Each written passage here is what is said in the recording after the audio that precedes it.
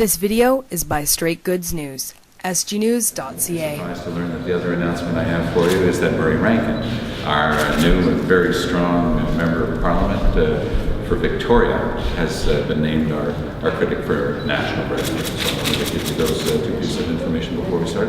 They may not make this most There's a new proposal from Mark Garneau to have a preferential ballot in federal elections, so to replace the first past the post with a preferential ballot. What are your thoughts on that? For 50 years, the NDP has been proposing that we go to a system of proportional representation. That's going to be part of our political offer, but even though it's not strictly speaking constitutional change, it is profound political change in our country, and it's the type of thing that would have to have very broad support.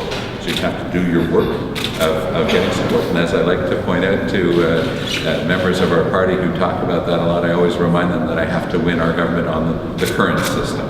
So those are things that can be looked at. And I think that forward-looking people will understand that some countries that have a mixed proportional system seem to have the best of both worlds, because there's a lot of stability that does come with the first past the post system, but it's unfair. And when we look at the fact that 40% of Canadians don't vote, and 65% of young people aged 18 to 25 didn't vote in the last campaign, the best way to make sure people get an understanding of the importance of their vote is to count it proportionally and to make sure that it's part of that system.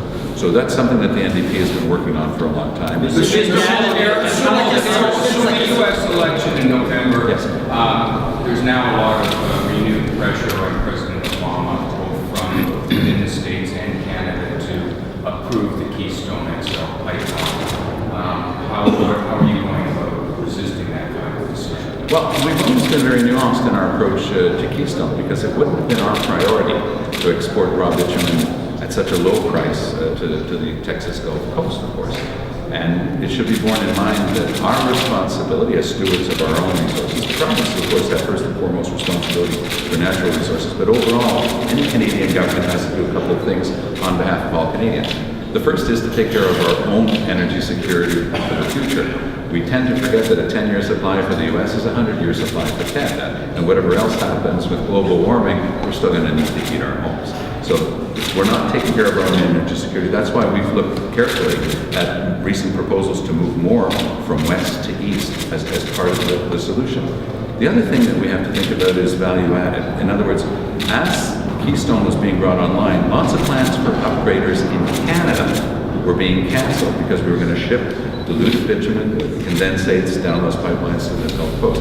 In the world, there are three main prices. The main one that we pay in Toronto, Montreal, and the East is called the Brent crude price. It's the highest one. There's something called WTI, West Texas Intermediate. But now we've got this new Canadian price, this Western Canadian standard price that is much lower than any of those two, because there's a glut on the U.S. market. So I think that it's in everyone's interest, ecologically, economically, and socially, because Keystone represents the export of tens of thousands of potential Canadian jobs, for us to look at it from a Canadian point of view.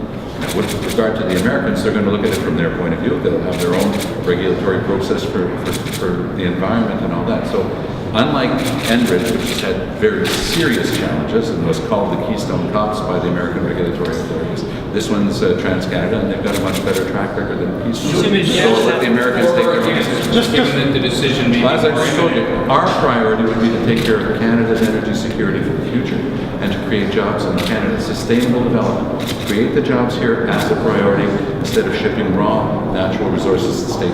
Add the value here. That should be part of our approach. So I guess just following up on my colleague's question with regard to energy resources, the Macdonald-Laurier Institute came out with a study recently that said Dutch disease doesn't really apply to Canada. The natural resources boom has not harmed manufacturing. The Premier of Saskatchewan has called you out on your comments on Twitter regarding Dutch disease. Do you regret making those comments? The study by Professor Coulombe and his team that was done for Industry Canada shows that of the 600,000 good-paying manufacturing jobs that have been lost in this country over the past 7 years, many of them are attributable to the fact that the Canadian dollar is artificially high.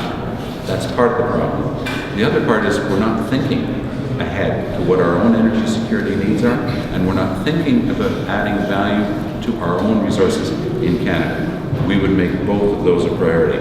My disagreement is not with any provincial premier. I've never had any argument with them I'll let them take care of their own regulatory regimes. Mr. Harper and his government steadfastly refuse to enforce federal legislation on navigable waters protection, on fisheries protection, on groundwater protection, on First Nations health protection. That's our complaint. Now they're trying to gut that legislation.